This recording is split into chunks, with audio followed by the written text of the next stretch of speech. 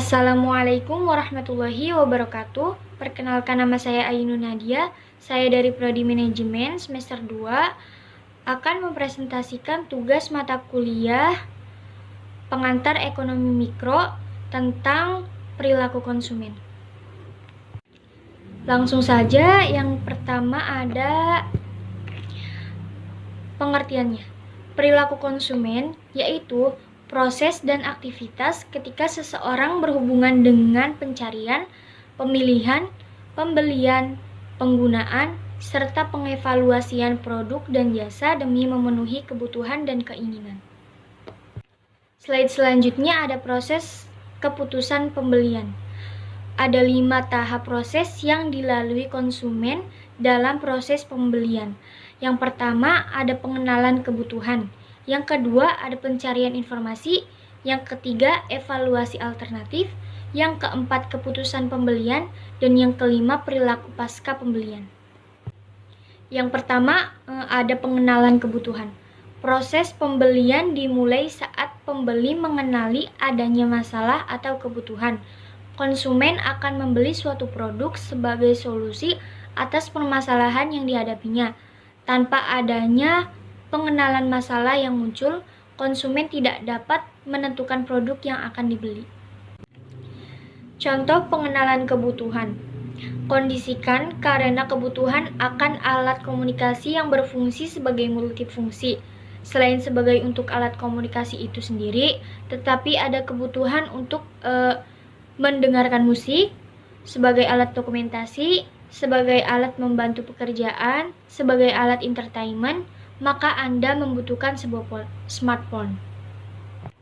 Setelah memahami masalah yang ada, konsumen akan memotivasi untuk mencari informasi untuk menyelesaikan permasalahan yang ada melalui pencarian informasi.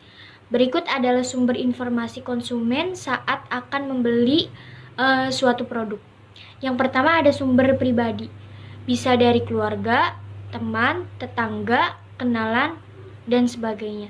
Lalu dari sumber komersial, ada dari iklan, wiraniaga, penyalur, dan sebagainya. Lalu ada dari sumber publiknya, ada dari media massa, internet. Contoh pencarian informasi, menyambung dengan contoh sebelumnya, maka Anda mencoba mencari informasi sebanyak mungkin dan melalui media apapun. Bisa dari internet, rekomendasi teman, saudara, orang tua, kerabat, komunitas, flyer, promo, dealer, dan sebagainya untuk mendapatkan smartphone terbaik yang sesuai dengan kebutuhan dan keinginan Anda. Slide selanjutnya adalah evaluasi alternatif. Setelah konsumen mendapatkan berbagai macam informasi, konsumen akan mengevaluasi alternatif yang ada untuk mengatasi permasalahan yang dihadapinya. Misal ada seorang ingin membeli smartphone, pasti akan melihat merek, kualitasnya, harganya, dan tempatnya. Contoh dari evaluasi alternatif, dari informasi yang sudah didapat mengenai smartphone, konsumen mendapatkan 4 pilihan smartphone yang sesuai dengan kebutuhan dan keinginan. Membandingkan keunggulan-keunggulan dari setiap produk, salah satu perihal budget yang menjadi salah satu pertimbangan penting. Konsumen dapat menggunakan pembobolan dari masing-masing keunggulan produk, sehingga diperoleh produk yang maksimal yang sesuai dengan kebutuhan dan keinginan. Lalu slide selanjutnya ada keputusan pembelian. Setelah konsumen mengevaluasi beberapa alternatif strategis yang ada, konsumen akan membuat keputusan pembelian dalam suatu kasus pembelian. Konsumen bisa mengambil beberapa sub-keputusan meliputi merek, pemasok, jumlah, waktu pelaksanaan, dan metode pembayaran. Lalu yang terakhir ada perilaku pasca pembelian. Setelah membeli produk tersebut, konsumen akan melakukan evaluasi apakah produk tersebut sesuai dengan harapannya atau tidak. Pada fase ini, konsumen akan memberikan respon atau feedback atas produk yang telah dibeli. Apakah konsumen puas atau tidak? Bila konsumen sangat puas atas produk pilihan Anda, maka Anda menjadi loyal terhadap produk ataupun merek produk tersebut. Oke, slide selanjutnya ada faktor yang mempengaruhi perilaku konsumen. Berikut adalah faktor-faktor yang mempengaruhi perilaku konsumen.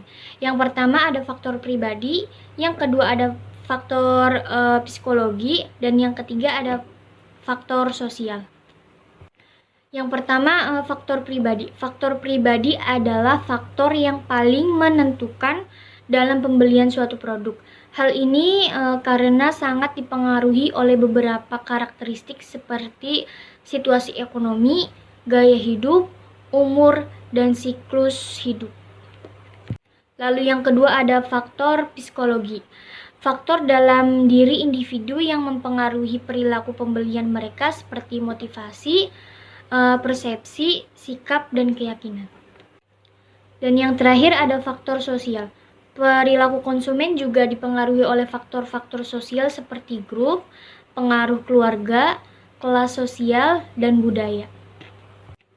Dan slide yang terakhir ada kesimpulan dari materi yang sudah saya paparkan tadi. Kesimpulannya adalah mempelajari perilaku konsumen bagi perusahaan adalah memungkinkan perusahaan memahami dengan tepat kebutuhan dan keinginan pelanggannya sehingga dapat membantunya untuk memuaskan pelanggan.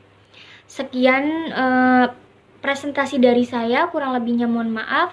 Wassalamualaikum warahmatullahi wabarakatuh.